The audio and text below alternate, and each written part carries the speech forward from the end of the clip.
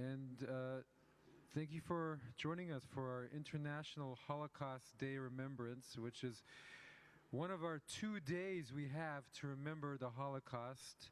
Yom HaShoah, which is right after Pesach, is usually thought of as for Jews to mourn, and the International Holocaust Remembrance Day is about spreading Holocaust education in our world and bringing awareness around the world. It was instituted at the UN in 2005.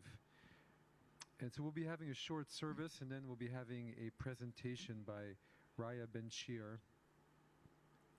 And I think more than any other time that I can remember, Holocaust remembrance is important right now. Because of the rise in anti-Semitism, especially since October 7th, but even more, just in this last year, in these last months, it seems like more than ever before, Holocaust denial itself, and in a world of half-truths and of impossible to verify facts and claims and social media, the way to do that is by getting to the core of it and by getting to the real facts, to the real truths. The way we got to today's event was when Rya was sharing with me about the program that she did over the summer in Poland, a 2-month intensive on the Holocaust, 2-week intensive, on the Holocaust. That's the way you find out real information, and then it's up to all of us to share it with others. Then it's up to us to take the stories and the truths and spread the awareness to fight the untruth. And also for us to remember what was lost in our communities, in our families, in our homes, in our own hearts are the places where we carry that remembrance and we spread it to our family members and to the people we love, to the people we know. So I'd like to begin today with a poem, and then we will say a few prayers, and then we'll have our presentation.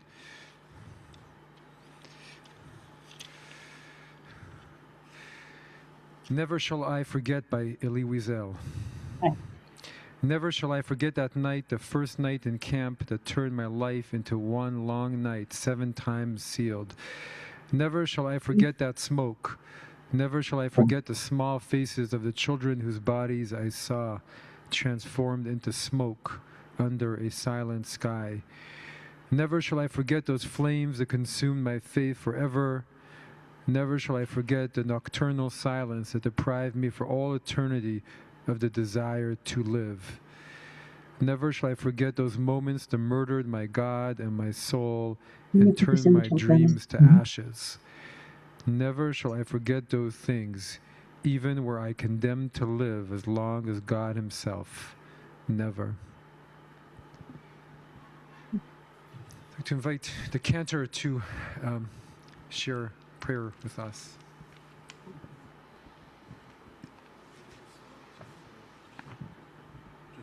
The timer on 30.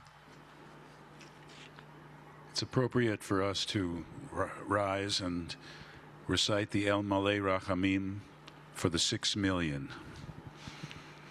El Malei Rachamim Shochein Bamromim Hamatzei Menucha Nechona Tachat Kanfei HaShechina B'malot Kedoshim Utorim Kezohar Harakia Mazirim לנשמות כל אחינו כל בני ישראל שנטבחו בשואה אנשים נשים וטף שנחנקו ושנשרפו ושנהרגו שמסרו את נפשם על קידוש השם בגן עדן תהי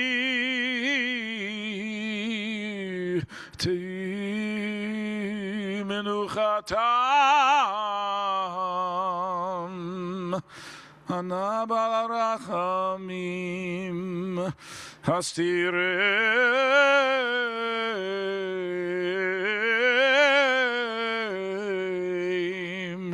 beseter kinafecha leolamim utzror bitzror achayim et nishmatoem Adonai hu nachalatam v'yanuchu v'shalom al mishkevotehem v'nomar Amen.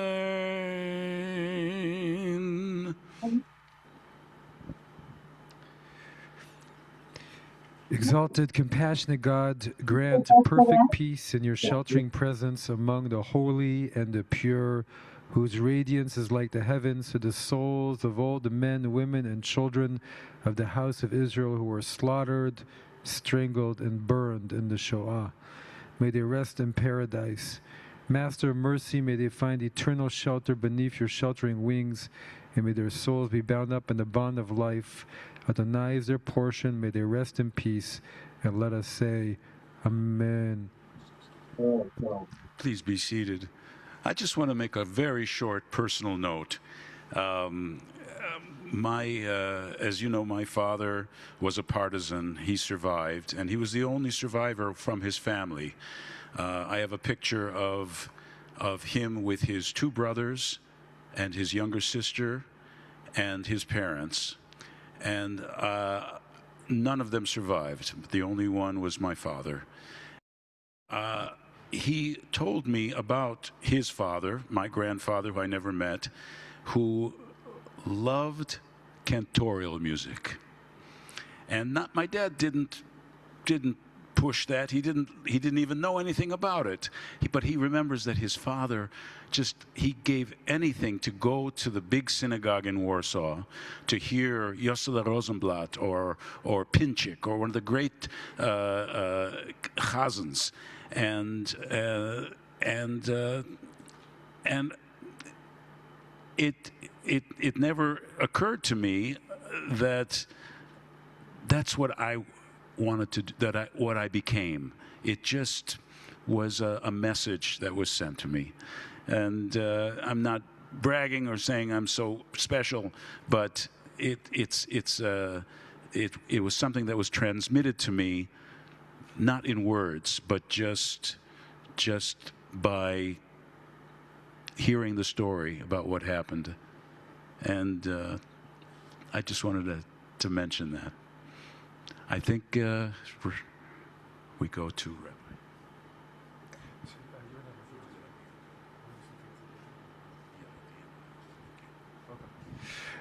So I would like to conclude the service part. Please rise for the mourner's Kaddish. Join me if you would like.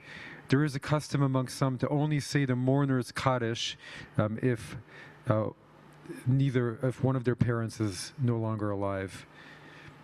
Yitgadal ve'yitgadash shemei Rabba בעלמא דברה קירותי וימליך מלכותי בחייכון ויומכון ובחיי דכל בית ישראל בגלה ובזמן קריב אמרו אמן. יהי שמי רבה מבורך לעולם עולמי עולמיה. יתברך וישתבח ויפאר ויתרומם ויתנשא ויתהדר ויתעלה ויתהלל שמי דקודשה בריחו נעלה מכל ברכתה ושירתה תושבחתה ונחמתה דאמירן בעלמא ואמרו אמן. יהי שלום רבה מן שמיה וחיים עלינו והכל ישראל ואמרו אמן. עושה שלום במרומיו הוא יעשה שלום עלינו והכל ישראל ואמרו amen. Please be seated. This concludes our short service. I'd like to thank Rya Ben-Shir for agreeing to share some of her thoughts and facts and wisdom about the Shoah and Holocaust remembrance. And whenever I talk to Rya about it, I always learn something new. And so I asked, would you be willing to share with the congregation? And I knew she'd just come back also from that program in Poland. And Rya's been sharing this with the community for a long time, as a child of survivors and as a lifelong student and of learning more about the Holocaust and the Shoah. So I'd like to invite Rya to come up. Thank you so much. Thank you. I'm going to take the level now.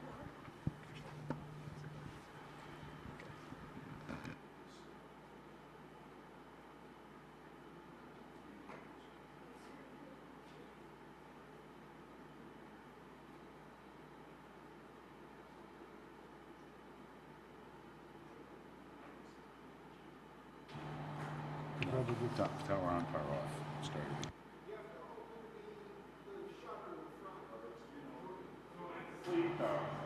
He went to sleep. Our service sent it to sleep. Here we go.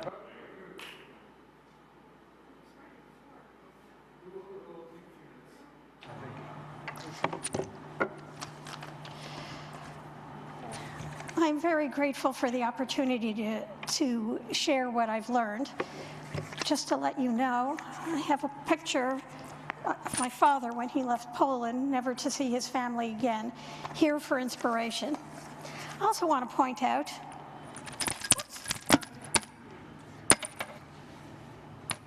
sorry. Oh, sorry. Not a good start. Yeah, put this in my pocket. I also want to point out that I am wearing the shoes that I wore in Auschwitz to, no pun intended, keep me grounded. They mean a lot to me because they walked on that ground that was so bloodied. Today when you go, it actually looks, well, the parts you'll visit often look like a meadow. And I've been told by my friends who have visited other concentration camps that they all kind of look like meadows. Nature has reclaimed this territory. There are no more screams or bullet sounds, and there's no more blood. You can see wild animals roaming around, not what I expected. So why am I here? I'm the daughter of 2 Holocaust survivors. My mother was in Paris and ended up being a hidden child, and my father's entire family in Lvov, that used to be Poland and is now the Ukraine, he lost his entire family, extended family, supposed to be about 100 people. Of the names I'm aware of, there's no trace that these people have ever lived, but I know they lived. My aunt, her husband, my uncle, and my grandfather were murdered at Auschwitz. I've been researching the Holocaust for at least 50 years, since I discovered Anne Frank when I was a kid, and I realized it was my mother's story too, and I never stopped searching. I was very lucky. I attended a week-long seminar for historians at Auschwitz, given by the Auschwitz world-class scholars. All of them, non-Jews, all of them, the ones I've met, speak Hebrew and Yiddish fluently. They are scholars, they pronounce it correctly, they know their stuff, and they're very devoted to telling people what happened there, to the Jews specifically. It was my second visit. I went on a private scholarly visit in 2010, and I wanted to go back. In any case, I'll tell you more about that. How many concentration camps were there in the Third Reich? I couldn't believe this. 44,000. Sometimes they were in somebody's basement or some area where there was slave labor happening. It was always temporary one way or the other. But these include death camps, labor camps, transit camps like Drancy, where my family was sent, and the ghettos. Some more temporary than others. Why was Auschwitz founded? I always thought it was for the Jews. This is one of the first things I learned. It was initially meant for the Poles. You know, the first thing the Nazis did when they went into a country, they took the educators and the lawyers and the leaders, And they arrested them. And the jails in the area around Auschwitz were completely packed. So the people who were responsible for the jails spoke to their overlords, the Germans, and said, we can't, I mean, we're completely packed. We need a place to put these people. So Auschwitz, that was originally a cavalry army center for the Poles, became well, the first location was Auschwitz I, and that's what we know as Auschwitz. And the Poles were sent there. They were the first. The next were the Soviet prisoners of war. They came very starved, and they were tasked with, in Auschwitz I, with taking those barracks and making them 2 stories and much bigger. So what you see is the result of the Soviet POWs who died off like flies. I think within a year, 90% of them were all dead. They came starved and in bad shape, and nobody cared. I mean, they were just to be used up and thrown away. Who came next? Well, that you can thank IG Farben for. IG Farben is a large company in Germany. They own, I'm sure you use a lot of their products today. They asked, actually specifically, Walter Dürfeld of IG Farben came to Rudolf Hess, who was the commandant of Auschwitz, and said, you know, this is an ideal place for us to set up a factory. The Allied bombers can't touch us. They can't fly this far. They can't bomb this far. And I think you have pretty good access to free labor. And it didn't take very long for Rudolf Hess to remember, Lodz Ghetto, yes. And Walter Dürfeld asked initially for 100,000 slaves. No problem. Literally the next day, he asked for 200,000 slaves. If you don't know, the Jews, of course, were not paid for their slave labor work. The only one who made money on this were the Nazis, because whatever they charged, it was just pennies on a head. It was a way of, the companies that bought slave labor, like IG Farben, essentially did it to, well, they did it because they wanted help, but they also, meaning manpower, but they did it because they were trying to curry favor with the Nazis, the Nazi government, and the Nazi commandant said, well, you know, I succeed in one part of the Nazi ideology. We're going to kill the Jews, but I would look fabulous if I could be a revenue producer. And the Nazi Party, this is how they made money. One of the ways they made money was by charging factories for manpower. That was another one of the things that I learned. Why does the world know about Auschwitz more than any other concentration camp? Well, it was by far the largest killing center, and it's a complex. And for some countries, it's the only place that Jews were deported to. But they didn't see people from every country. How big is Auschwitz? Well, and what's the difference between Auschwitz and Auschwitz-Birkenau? Well, most people, if they even think about Auschwitz, they think of it as it's just one place.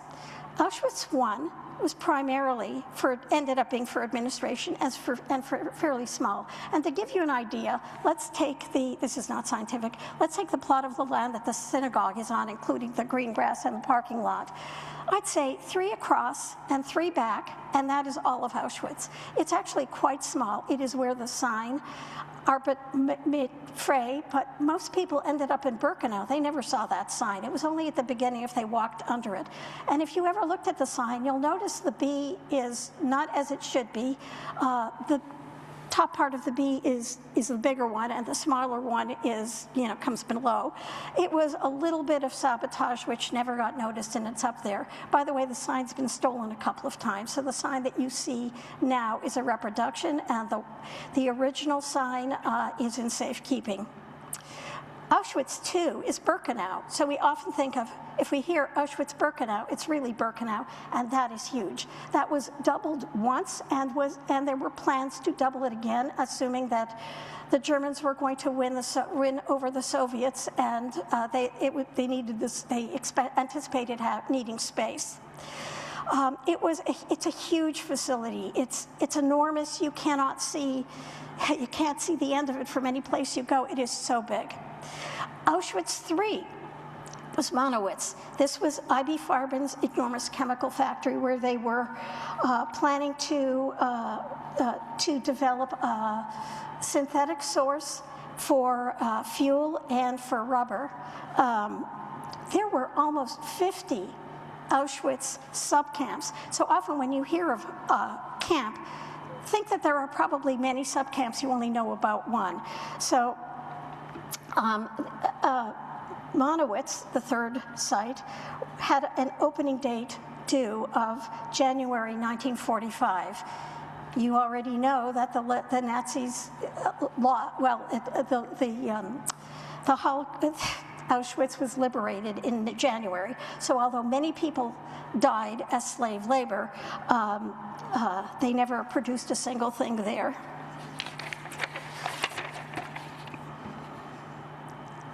I forgot to ask you this, so I'm going to ask a little bit late.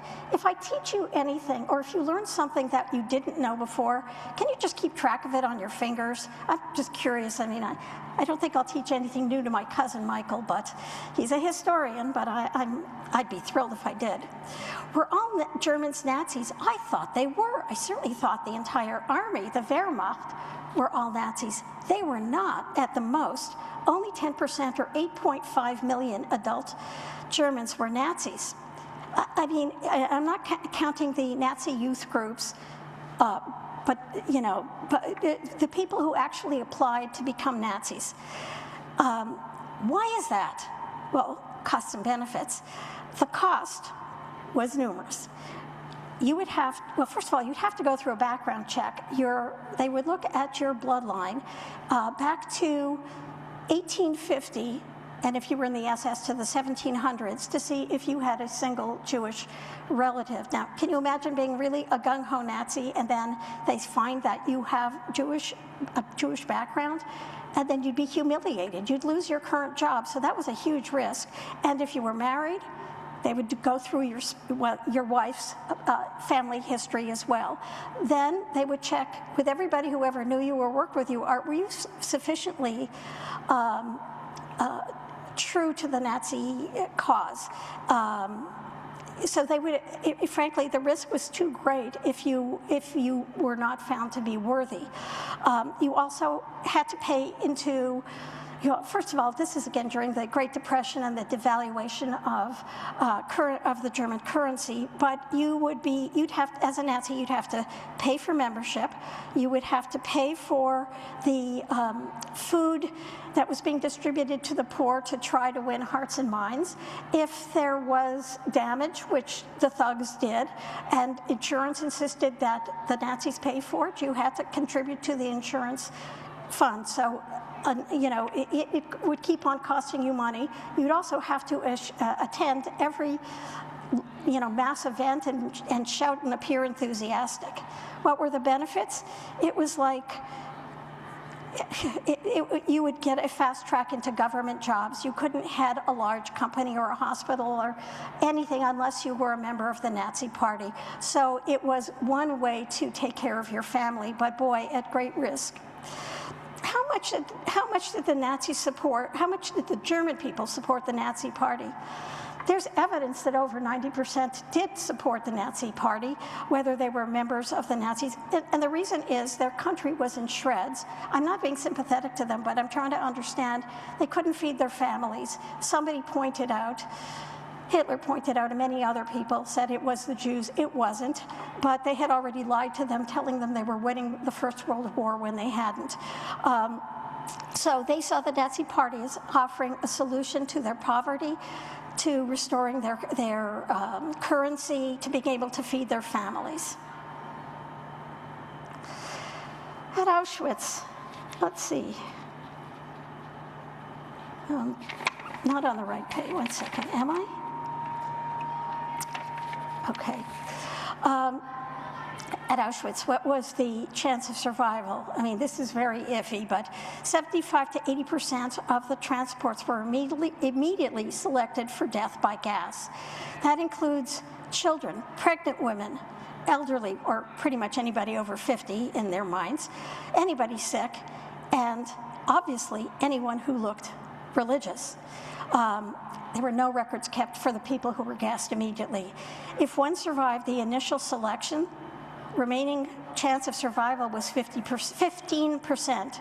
It was dependent on your ability to understand German. So the Greeks, they were out of luck. They couldn't understand what they were being ordered to do, and as a result, they were killed quickly.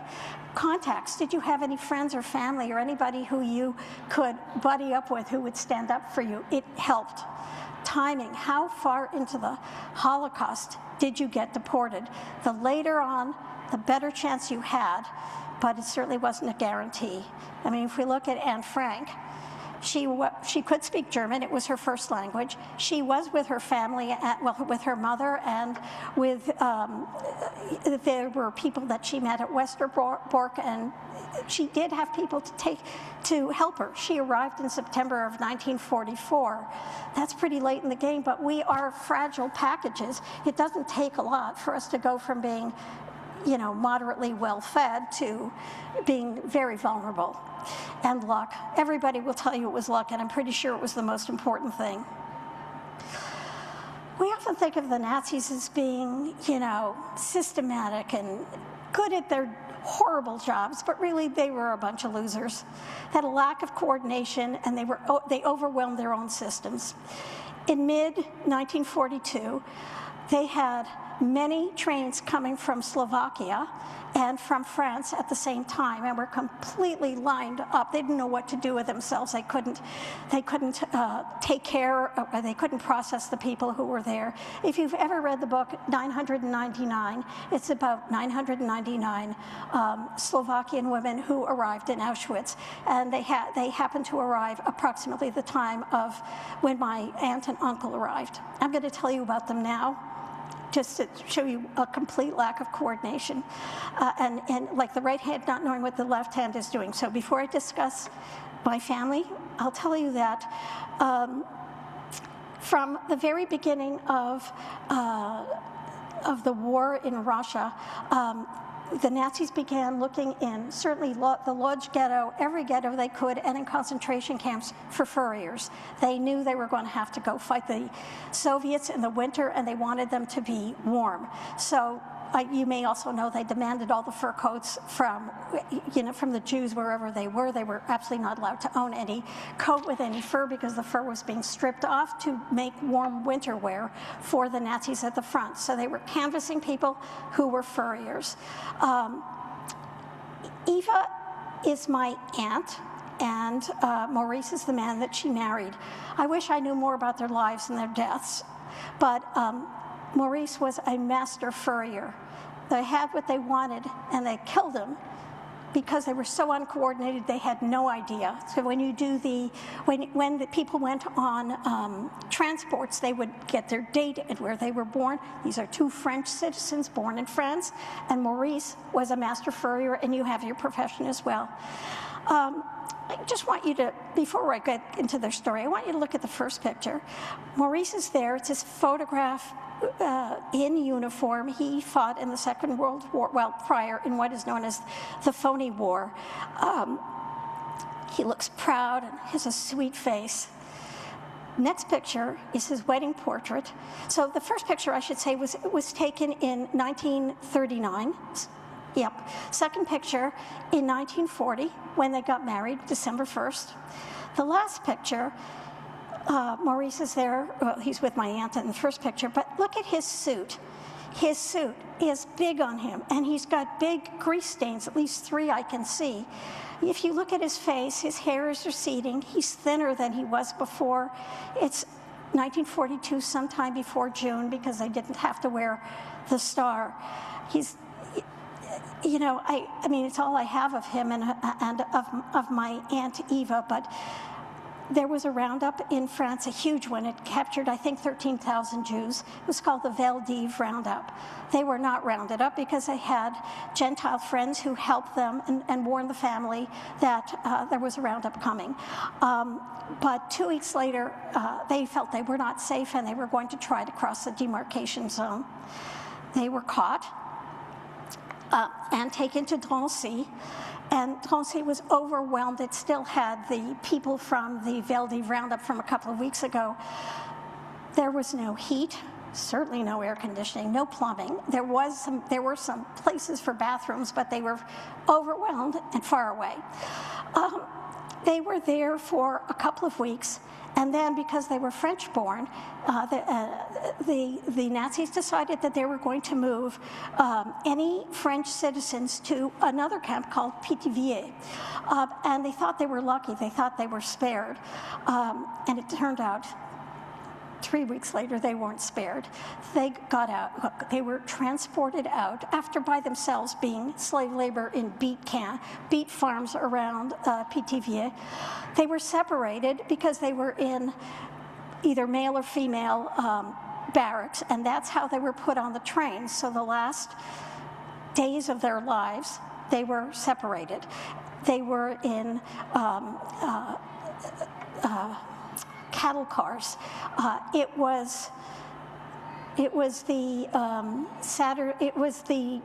were transported, well, they were put in there overnight. Nazis went away. They left them there like cattle with whatever water was in a bucket and a bucket to relieve themselves.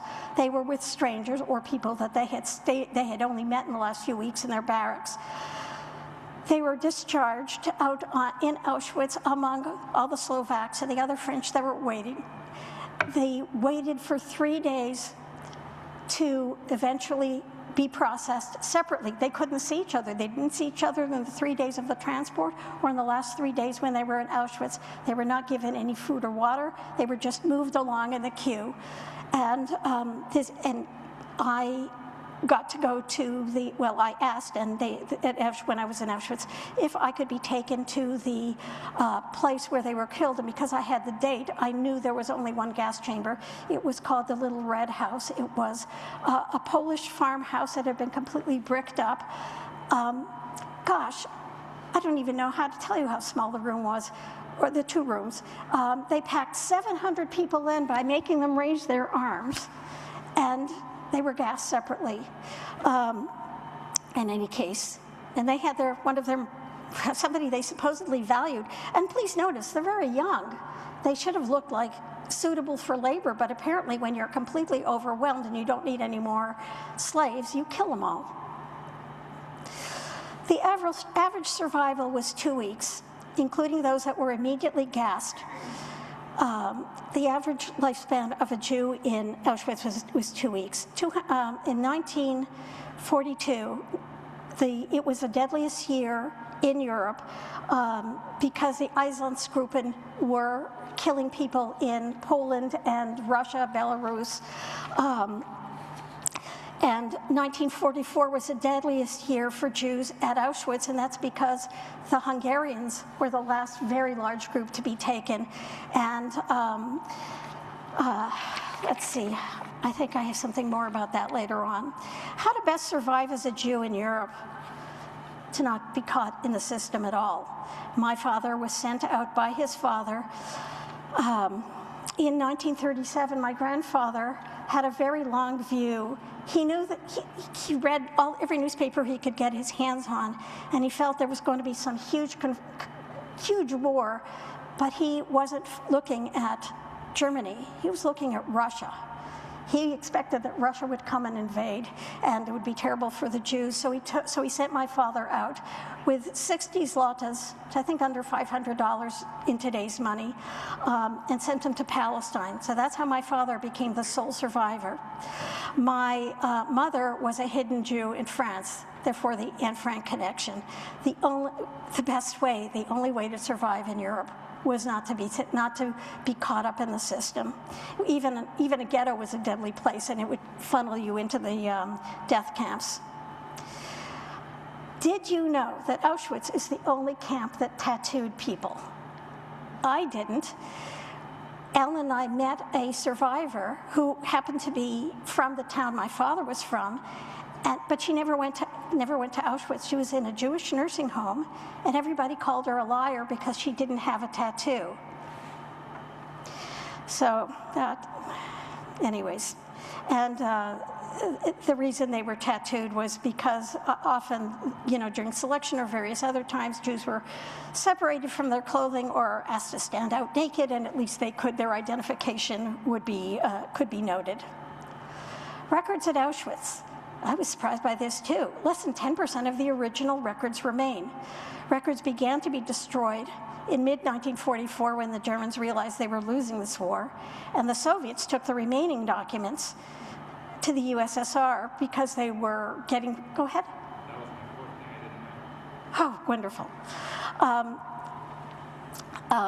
Michael, who's a historian by passion, said that's news for him too. It was because they were getting ready for their trials of the Nazis. They knew that because they had first had the Soviet POWs. No record was ever kept of those sent directly to death. When I was at Auschwitz, I asked to meet with the archivist, and I said, "Do you have any record of? I want to know more about the last 3 days that happened here." They were immediately killed. I mean, they were killed, they were processed. So as a result, there are no records, they are non-human, why record them? So train transport records are the best source. What do you see at Auschwitz today? Well, they didn't tell us this, but it's pretty obvious. Everything you see is from the Hungarian Jews. Luggage, shoes, hair. The talits broke my heart. Combs, brushes, mountains of prostheses and scissors. Everything prior to what you see today was sent off to the Reich if it could be useful. What you see is a photograph of a huge mountain of luggage. People were told to drop everything, and then as soon as they got off the train, separated from their luggage, they never saw it again. It was going to be looted, and it was going to be put in a place called Canada. When I went the first time, when it was still under Soviet, the Soviets did not run Poland anymore when I went the first time in 2010. But Poland is a poor country, and the museum wasn't getting any additional money or attention or anything like that. So there were so many talits, and I mean, this time there were only a few. Again, that broke my heart. And these mountains of shoes you'll still see today. Okay, this is what you won't see. I mean, you'll see a little bit in dim light, but when I was there, in 2010, you come into a room, and there is a mound. I mean, it's maybe from the end of there till the beginning of this huge plaque, and it's a story and a half tall. It is a mountain of hair. It's all white. I remember asking, why is it white? Did they only take beautiful hair like yours, or old people's hair? And they took everybody's hair, but once people were exposed, well, their hair was exposed to Zyklon, and there, by the way, there is no B, it's just something it's from invoices. The Zyklon would, over years, discolor the hair and turn it all white. I remember seeing a lot of fluffy curls, all white, and braids. I could not find the picture from my first trip. And I'll tell you that every time I've gone for high holidays ever since then, I would sit and look at everybody's head behind me. There were a lot of white curls. And I would just look, and I mean, it immediately took me back, and it broke my heart. But I would say, these are blameless civilians. What are you doing? Now, what did they do with that hair? They wove it into fabric. They turned it into big rolls, and they'd use it as interfacing and collars. They would stuff mattresses. They would use it when they were upholstering cars. They would use it to insulate wires. So that's what they did with the hair. Now, Poland is modern now, and the museum is state-of-the-art. It looks like CSI. We went back to the labs and watched them restore shoes and luggage. And they don't make it better than the day that it arrived, but they don't want it to be worse because they want to be able to rotate the exhibits and so that you can still see it. However, no human remains, because the researchers at Auschwitz are part of the whole world of modernity when it comes to museums, and you don't do anything with human remains. You don't touch them. So as a result, if you were to go now, you would see a window about 3 of these lecterns. There's almost no light at all. It's disintegrating into dust. Now it's all black. I don't know why. I did ask, but in time, there will be nothing there. It will literally, we turn ourselves into dust. But I wanted you to see, this is from a book of what Auschwitz looked like right after, well, within months of being liberated. Okay, let's see, what have I...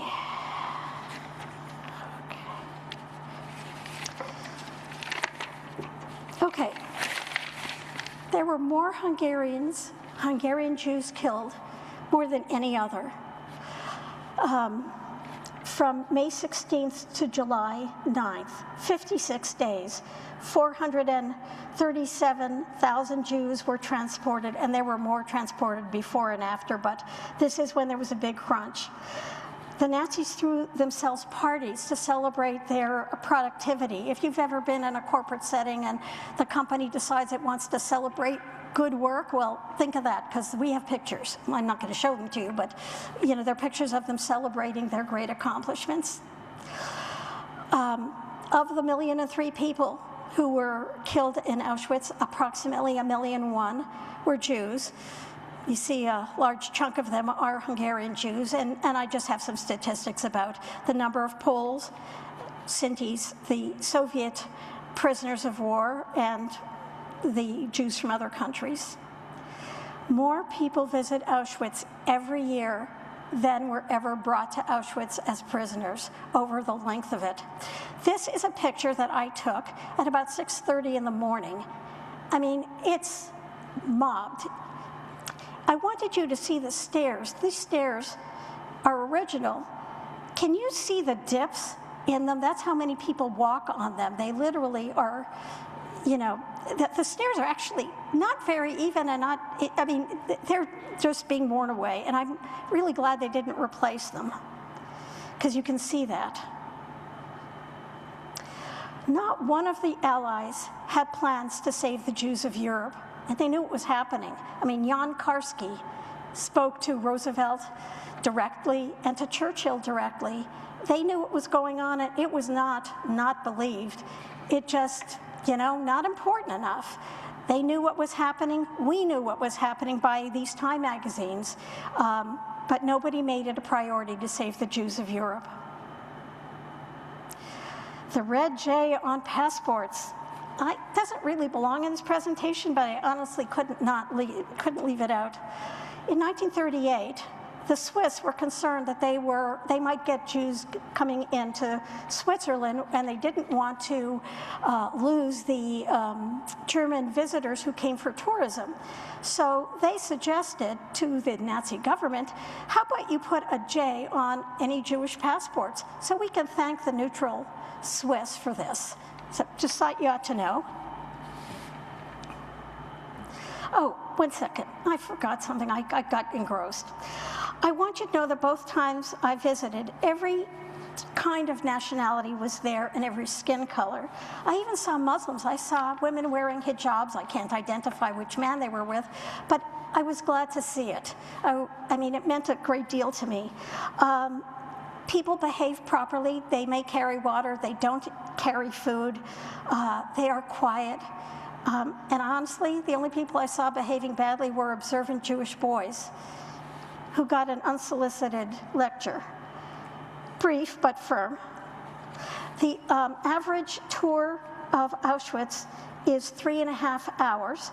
One would go to Auschwitz I and Auschwitz II, and only the Auschwitz trained guides are permitted to give the tour. And they tend to be people with master's degrees and PhDs. When the Soviets liberated Auschwitz 81 years ago, they had no idea where they were, what was there. They actually found Auschwitz because they had caught some retreating Nazis. They didn't have it on their maps. I mean, that's how unimportant it was. And remember, 50 subcamps. They were utterly unprepared. Fortunately, the Polish Red Cross did send up hospitals, but you need to know that when it was liberated, a lot of people, well, were actively dying or very weak. Didn't know if anybody was alive. They desperately needed help, health care of any kind. The photographs that you've seen of liberation of Auschwitz were staged months later. The people who liberated Auschwitz contacted Moscow numerous times, asking for cameramen, lights, photographic equipment. They were rejected continuously until the Americans and Brits began to show off their liberation of the camps much smaller, which would be in April of 1945. And then the Soviets thought, well, we got the biggest camp, so, I mean, not that it's not real, but it was staged. Ellen and I realized or found out about this when we went to a museum of photography, I think it was Vienna, could have been Berlin, I think it was Vienna, and it was an exhibit of propaganda footage from the Allies versus the Germans versus the Soviets, and it was just a shock. So those pictures that you see with the little kids all showing their arms, it wasn't on liberation, but it doesn't mean it wasn't real. It just that's how little the Soviets thought of Jews being killed. By the way, you all know one person who was there that day at liberation. Otto Frank. He was there. He and the people in the hospital barracks were being lined up to be shot, and somebody called away the firing squad. They never came back. That's why he lived. It wasn't the first camp to be liberated, and it wasn't the last. All the looted items, and I want you to look at that mountain of suitcases, which is what was taken, what was seen when the camp was liberated. All the looted items that were of any use were shipped to the Reich. Anything that as they were separating everything, the clothing and the currency and jewelry, they put it in barracks called Canada. And we're often led to believe that there was only one Canada, and it's in Birkenau, but it wasn't. There was at the Alte Judenramp, which is where up until April of middle of 1944, people were let out between Birkenau and Auschwitz, and they had to walk the rest of the way. And there were Canada barracks too. The picture you see in the middle is what you'll see today. It's a small tented area that the Nazis tried to burn. There were melted spoons and a couple of metal things in there, but the land around it is still producing buttons. I saw those buttons. I mean, the nature is literally pushing up things from the earth. So the buttons are still there. I mean, they've got them in exhibits, but it blew me away that God knows what else is being pushed up. The Nazis really did have the priority of killing all the Jews, and certainly towards the end. I mean, the last transport from Amsterdam was the one that the Franks were on. The last transport from Europe was in October of 1944. They knew they were losing the war, and after that they used the trains to push the Jews from concentration camps further into Germany. This, by the way, is one of the cars on the Alte Judenramp, which is between, I said before, Birkenau and Auschwitz. So it's where my aunt and uncle would have gotten off, but not my grandfather, given the dates. 6 million. I don't believe this number. I think it's too low. The number of 6 million Jews was formulated through the numbers of train transports coming from Western Europe. This information comes from the Memorial of the Murdered Jews of Europe, which is in Berlin. I wouldn't want that on my card, my business card. So who's not counted? The people who were killed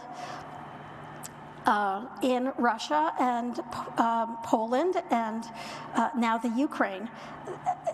You know, when there were the deadliest years, I mean, nobody took lists of people. They just pushed people into ravines and shot at them, or forests. So I don't agree with this number. I think it's too low. I mean, my family's not mentioned anywhere. They count for something. Tonight, when you go into the cold, I want you to remember my grandfather. He was 48 years old. He had been in a tuberculosis sanatorium for approximately 2 weeks. He was outside of Paris when a bunch of French thugs who gave their allegiance to the Nazis, not to the French government, they were helping Drancy make its numbers for transports.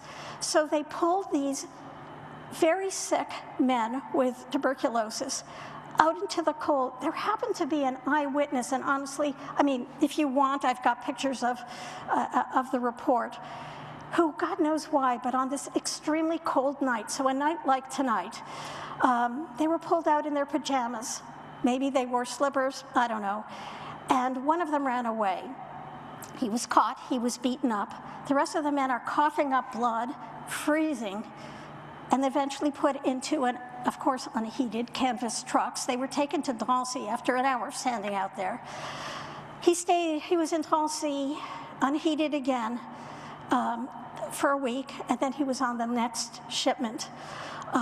He probably died in transit, but his date of death happens to be my daughter's birthday, not the same year, but January 23rd, so we're approximately in that time era. So I want you to think of that when you stand out in the cold, standing outside in your pajamas and bare feet for over an hour. Is there any reason for hope today? Yes, there is. I want to tell you about the people who were in the class with me. I assumed they would be Jews, all of them, most of them, and I assumed they would all be scholars of the Holocaust. There were only 5 out of 25 who were Jewish. The rest came from Mexico, Japan, Serbia, Greece. One person came from Germany. We had a previous vice president of Qantas from Australia. Certainly there were some Americans and there were some Brits. I asked all the non-Jews, why were you here? And they said, there's growing anti-Semitism. We need to be able to know what to say to people. We wanted to, I mean, we absolutely believe it. But they cared enough to spend a lot of money to come to Poland and to learn so that they could, I mean, one of them was a hospital administrator. He felt that his patients would at some day face some of the things that the Jews faced in Europe, and he was hoping he would get an epiphany. There were lawyers, there were teachers, more than any other group. There's great, I mean, these are our allies. We don't know who they are. They walk among us. I'm very grateful. And all the demonstrations that we see now, we are not silent, and it's not just us. We have a lot of people who look at what they see happening in, around the United States, and they decided they know this happened once. And there are people who object, Jewish people who object to a reference to the Holocaust with what's happening today, but I'm not one of them. I am grateful if we can do anything to put in people's minds, this is what it must have felt like. If you're afraid today, can you imagine what happened when nobody stopped it? So there is every reason for hope. Thank you.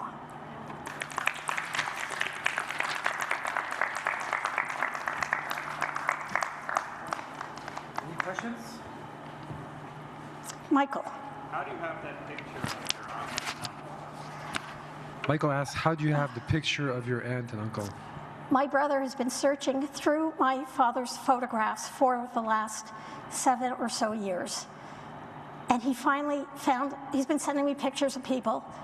And because I knew what Maurice looked like, because we had his army picture, I had to figure that woman who looked a little bit like my mother must be Eva. So that's how we got it. I have only had it for a few months. I was elated to finally see what my aunt looked like. That's incredible. Well, thank you. Anybody else, any questions? Phyllis? Sort of not a question. It's a surprise. I know there's lots of surprises. I ran out of fingers. You said that so much of I can understand that they destroyed a lot of records, and yet we also see documentaries where they saved a lot of. They kept meticulous. The Germans? Yeah. Well, they did keep meticulous records, but those records were burned in the crematoria from mid-1944. Believe me, I wanted to look at those records. I was not happy. Anybody else? Boris? The number of concentration camps being 44,000, how did they Count them? well, how did they determine what is a concentration camp? It's a Ghettos and Yes. so it just everything, any place that Jews were taken, and for slave labor, which could have been somebody's basement or any building, even for a short period of time. But it is every kind of, it's a ghetto, ghettos, any place that the Jews were confined in for labor, for death, for being held, as trading chips. It's a mind-blowing number. I do have a question about Auschwitz-Birkenau. What is Birkenau then? That Birkenau is another camp next to Auschwitz? Or Yes, it's Auschwitz II. Okay, Auschwitz II is Birkenau. Yes. Okay. And it is, God, it's so big. I mean, it's utterly flat land. You cannot see the end of it. Everywhere you look, there's barbed wire. There are the chimneys, which never got used to heat the various barracks. It's so big. Thank you. I just want to say thank you. Thank you, Shelley. Thank you so very much, and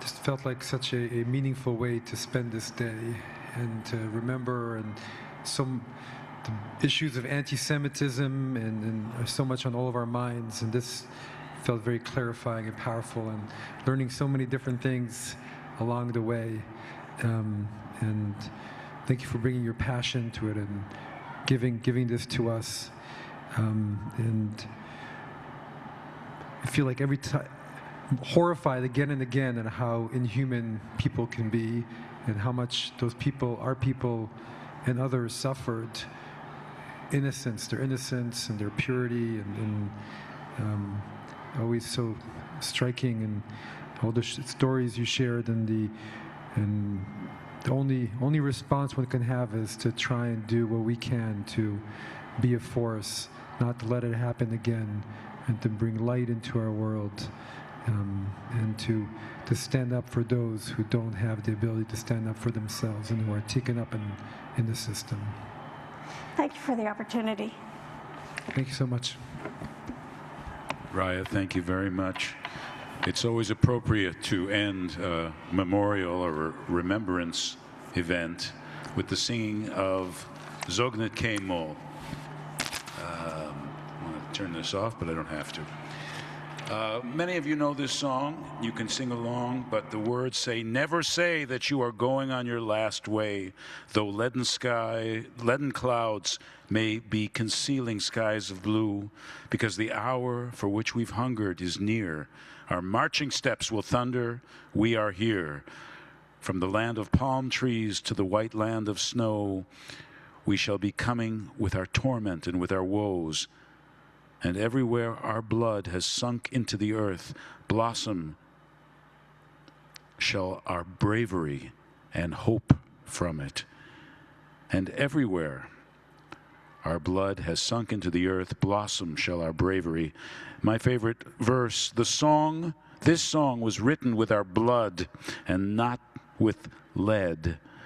It's not a song of little birds out in the free. It was our people among toppling barricades that sang this song and fought courageous till the end.